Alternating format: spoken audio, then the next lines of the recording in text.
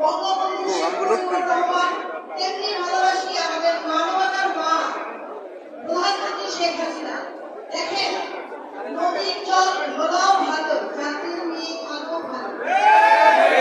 আমি দেখতে কালো, কিন্তু আমি দল বদল করি নাই। কিন্তু আমি কোনোদিন দল বদল করি নাই।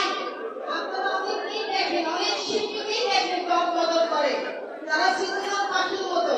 আমি অরুণা বিশ্বাস, আমি ছোট শিল্পী, কিন্তু আমি জন্মান্তরের জন্য আওয়ামী লীগ করেছি, বঙ্গবন্ধুকে ভালোবেসেছি, শেখ হাসিনাকে ভালোবেসেছি।